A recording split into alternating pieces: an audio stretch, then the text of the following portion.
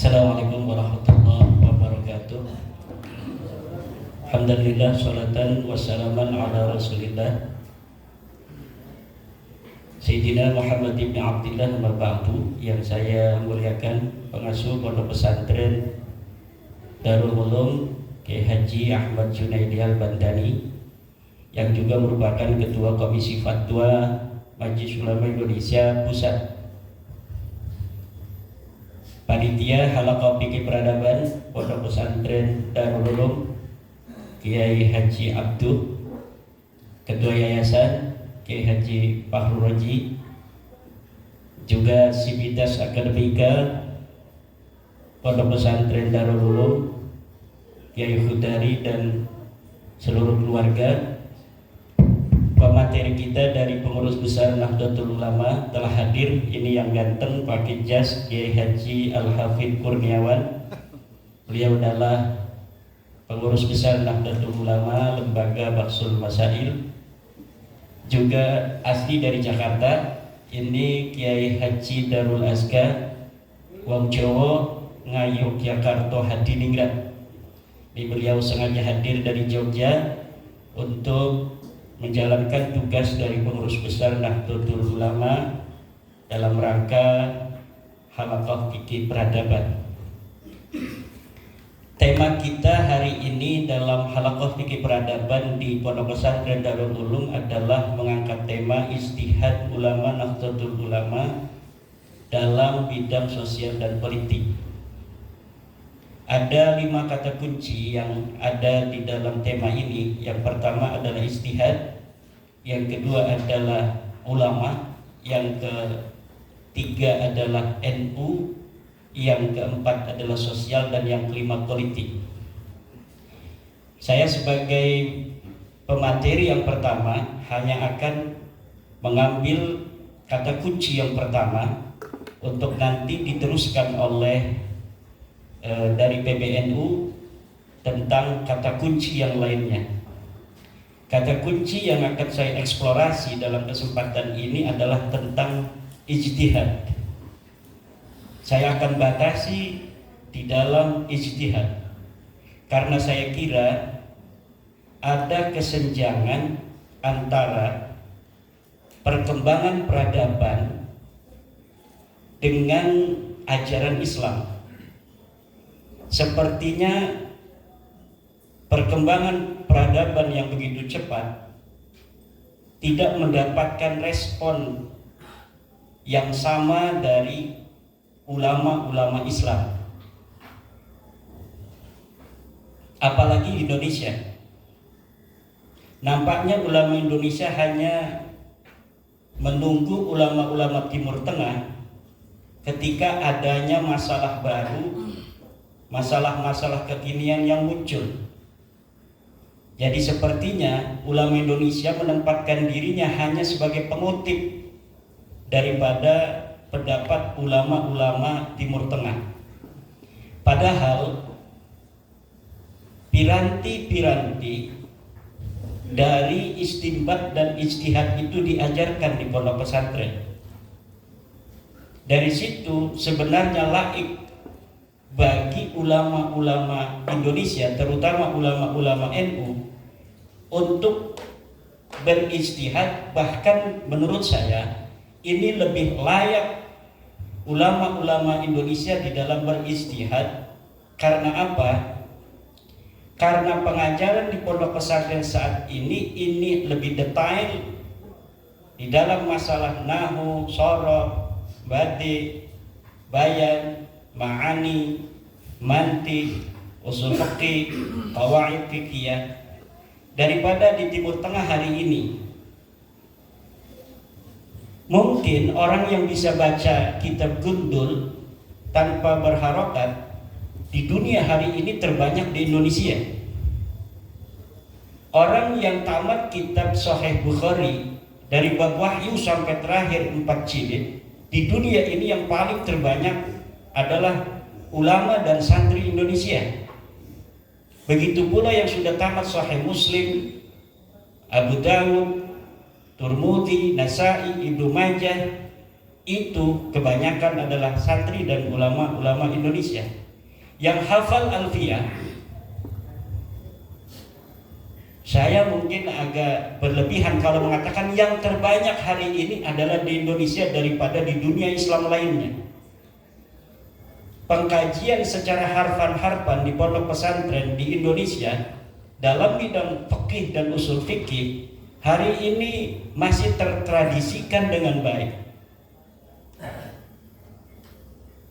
Ulama-ulama Indonesia hari ini sudah faham tentang itu kitab Al-Waraqat, Ghayatul Wusul, Jam'ul Jawami. Mungkin Jam'ul Jawami kitab usul fikih hari ini yang paling populer di dunia, terutama di Asia Tenggara, Mesir, juga di belahan India.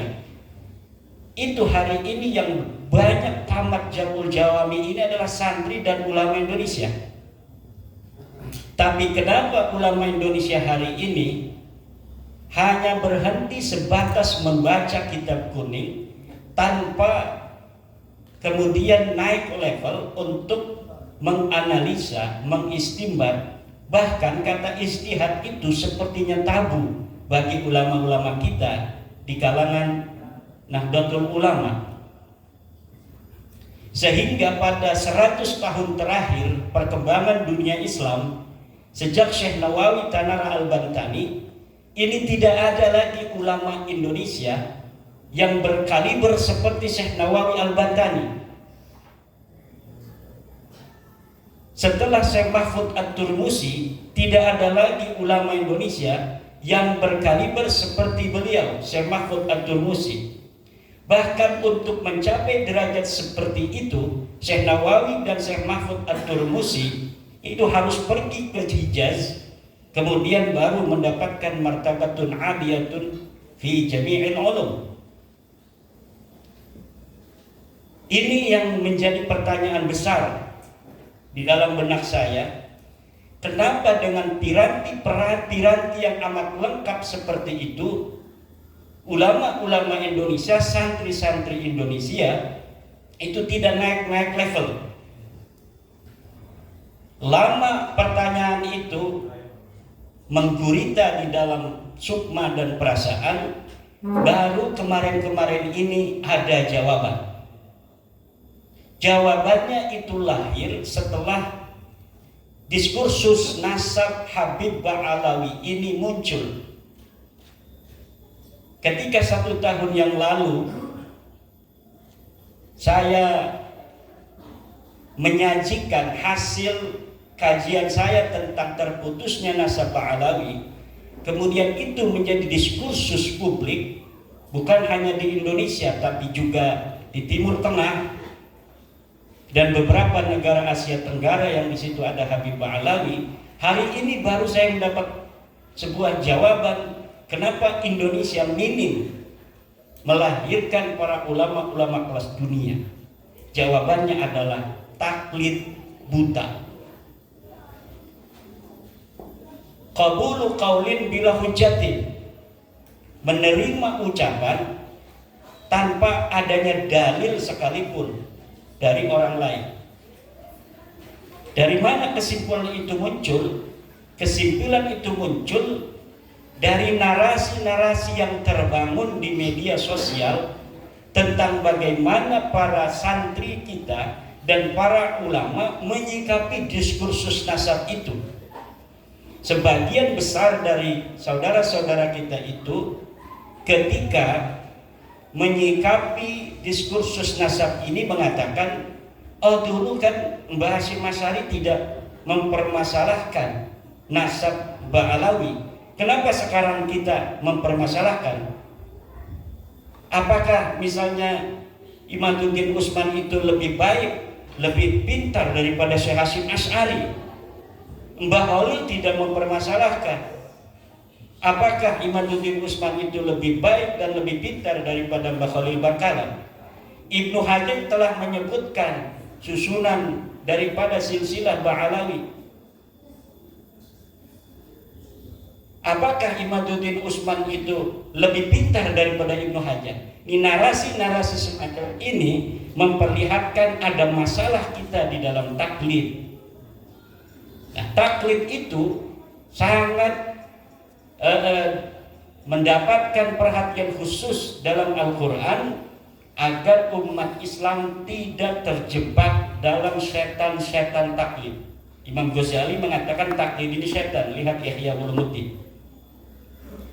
Bagaimana Al-Quran mengatakan inna wajadna aba'ana ala millatin wa inna ala atharihim muqtadun. Karena bapak kita sudah begini, mempunyai pendapat, apakah ada dalil atau tidak ada dalil, maka inna ala atharihim muqtadun. Kita mengikuti saja, walaupun tidak ada dalilnya. Al-Quran melarang kita untuk mengikuti sesuatu tanpa adanya dalil. La taqfu ma laysa laka bihi ilmun. Jangan engkau ikuti apapun tanpa adanya ilmu. Mahwal ilmu, al-ilmu huwa dalilu. Ilmu itu adalah dalil. Ilmu itu adalah dalil. Fas'alu ahla dzikri in kuntum la ta'lamun. Itu bukan perintah Allah untuk bertaklid, tapi perintah Allah untuk bertanya tentang dalil. Fas'alu ahla dzikri. Maka tanyalah para ulama, in kuntum la ta'lamun, kalau engkau tidak tahu. Tanya apa? Tanya dalilnya, bukan tanya akan kesimpulannya. Imam Ghazali di dalam Al-Mustasfa misalnya, ayat ini fas'alu ahla dzikri in kuntum la ta'lamun adalah bertanya tentang riwayat. Bertanya tentang riwayat, bukan bertanya tentang pendapat. Artinya apakah ada riwayat tentang suatu masalah yang kami hadapi ini dari Nabi, dari para sahabat, khulafaur rasyidin, apakah ada? Kalau kita tidak tahu, fas'alu ahla dzikri in kuntum la ta'lamun. Bukan bertanya tentang pendapat dari seorang laki-laki yang sama dengan kita, dia adalah seorang laki-laki. Tidak bertanya kepadanya tentang pikirannya, tetapi bertanya tentang riwayat. Kenapa kita tidak bertanya tentang pikiran orang? Karena pikiran orang itu sama dengan pikiran kita. Yang membedakan adalah pikiran itu apakah berdasarkan dalil ataukah tidak. Imam Syafi'i mengatakan la yahillu taqlidu ahadin siwan Nabi sallallahu alaihi wasallam. Tidak boleh kita mengikuti, tidak halal. Ini kata-katanya luar biasa. Tidak halal kita mengikuti seseorang siwan Nabi sallallahu alaihi wasallam. Imam Malik juga mengatakan hal yang hampir mirip. Kullu ahadin yukhadu qawluhu wa yuraddu ila sahibah hadzal qabri. Setiap orang ucapannya boleh diterima dan boleh ditolak kecuali sahibah hadzal qabri ayyin Nabi Muhammadin sallallahu alaihi wasallam. Inilah masalah kita. Menurut saya, kenapa ulama-ulama Indonesia tidak naik-naik level? Ini kita tidak bicara tentang awam. Kita sudah tahu taklid hukumnya bagi orang awam. Orang awam bukan hanya boleh, tetapi bahkan dia wajib untuk bertaklid. Yang kita bicarakan hari ini adalah ulama. Dia yang sudah bisa baca kitab kuning, dia yang sudah mengerti ilmu usul fiqih, dia sudah mengerti ilmu ma'ani, dia sudah mengerti ilmu bayan, tetapi dalam pendapat seperti orang awam. Bagaimana orang awam dalam berpendapat? Orang awam berpendapat dengan taklid. Dia beribadah dengan taklid, li'annahu la yaqdirul ijtihad. karena dia tidak mampu untuk berijtihad. Yang kita maksud ijtihad ini bukanlah ijtihad dalam pengertian seperti Imam Syafi'i berijtihad umpamanya. Itu pun sebenarnya bagi siapapun masih ada bagaimana diskursus al-ijtihadu mutlaqun amla. Apakah ijtihad itu tertutup ataukah tidak? Ijtihad itu selamanya tidak tertutup. Kenapa? Karena an-nawazil la tatahaddad. Nawazil itu peristiwa-peristiwa tidak terbatas. Sementara an-nususu yatahaddad. Nusus itu, nas-nas itu terbatas. Ketika nas-nas, teks-teks Al-Quran atau Al-Hadis tidak bisa untuk menjadi jawaban daripada perkembangan zaman, peristiwa-peristiwa baru yang muncul, lalu dengan apa kita harus merespon peristiwa-peristiwa baru itu apabila ijtihad itu telah tertutup?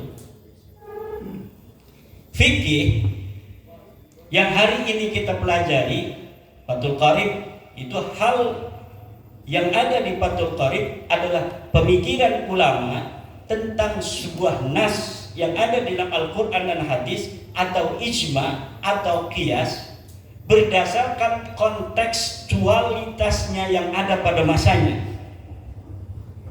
Tentunya dalam setiap masa akan ada hal-hal baru yang apabila kita cari penyelesaiannya dari Fathul Qarib tidak akan kita jumpai.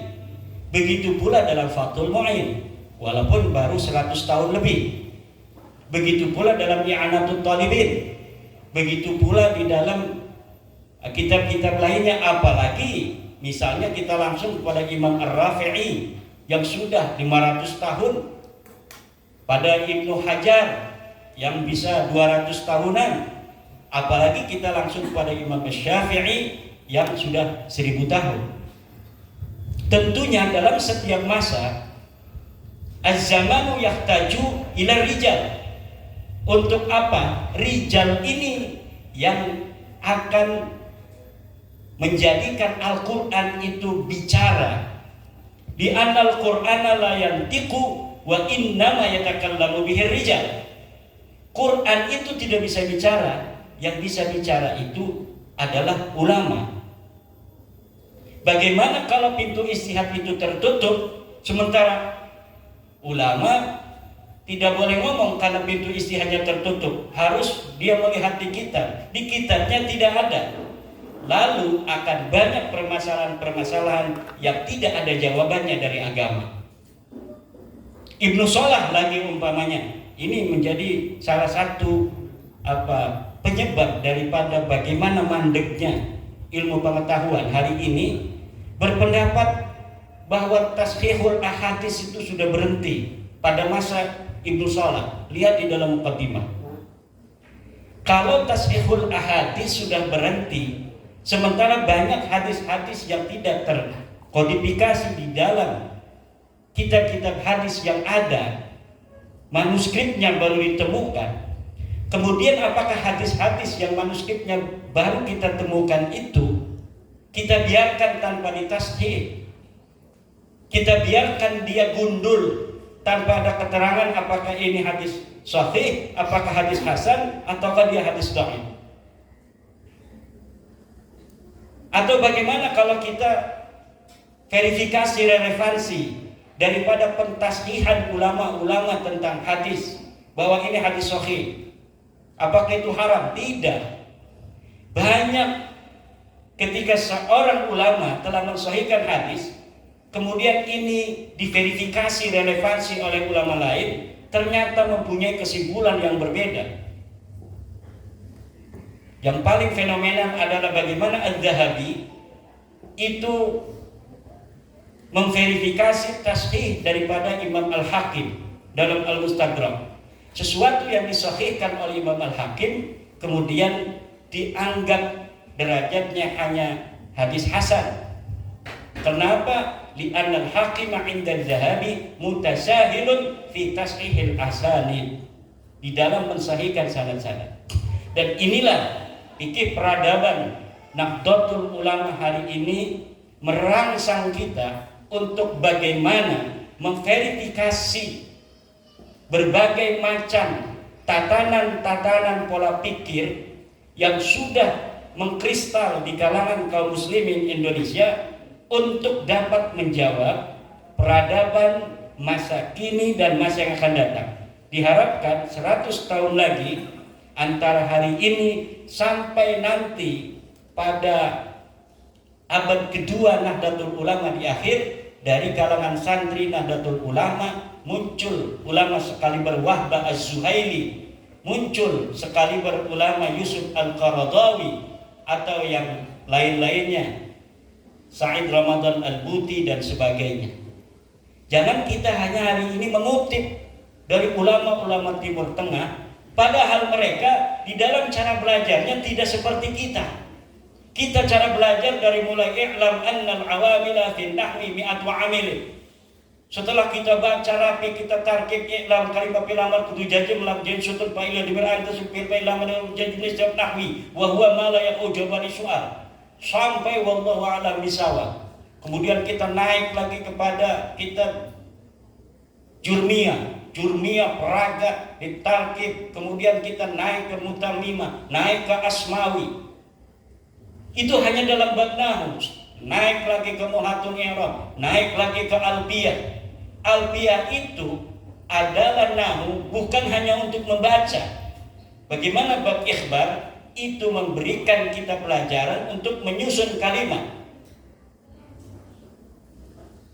Jadi yang dirangsang oleh Alfiyah bukan hanya cara membaca kitab, tapi bagaimana ulama itu pikiran-pikirannya kemudian terkodifikasi di dalam sebuah kitab. Berapa kitab yang terproduksi dari zaman Syekh Nawawi sampai hari ini bisa dihitung dengan jari. Yang ada komentator-komentator dengan bahasa Indonesia yang keluar ribuan buku dari Universitas Islam. Universitas Islam YIN UIN itu melahirkan per tahun ratusan buku. Tapi kering, tidak bisa untuk melahirkan seorang mahasiswa pun yang bisa untuk mensyarahi matan takrib umpamanya. Pensyarahan itu penting. Kenapa? Walaupun kita tidak bisa melepaskan diri begitu saja dengan fikih-fikih masa lalu yang berkaromah dalam tanda kutip, tetapi kalau ada pensyarahan baru dari ulama hari ini, maka kejadian dan peristiwa yang lahir hari ini itu bisa terreportase masuk ke dalam kitab itu, yang nanti anak cucu kita tidak akan terlalu jauh untuk melihat di masa Syekh Nawawi tentang apa yang terjadi di sekitar ulama, tetapi ada wasilah dan wasaid di mana di tahun kita hari ini ada peristiwa-peristiwa yang terekam. Perkembangan fikih yang perlu mendapatkan respon yang cepat dari ulama hari ini belum terekam dalam kitab-kitab yang dikaji di pondok pesantren. Hanya dalam bidang fatwa, misalnya dari Mesir ada fatwa-fatwa yang tidak punya internet tidak bisa melihat fatwa itu. Kemudian Majelis Ulama Indonesia bikin fatwa tentang bagaimana hukumnya beli pulsa, hukumnya apa dalam fatwa, tapi tidak terkodifikasi dalam satu kitab yang laik untuk masuk pondok pesantren sehingga semua itu bisa dikonsumsi oleh para santri dan para kiai. Ini kira-kira yang ingin saya eksplorasi, yang nanti akan dikembangkan bagaimana ijtihad itu dilakukan oleh Nahdlatul Ulama di dalam bidang sosial dan politik. Hal lain yang saya temukan sebentar lagi, karena ini waktunya terbatas, adalah Kenapa ulama Indonesia tidak melahirkan ulama besar 100 tahun terakhir ini? Ada jiwa inferioritas yang tersindrom di dalam jiwa-jiwa umat Islam Indonesia.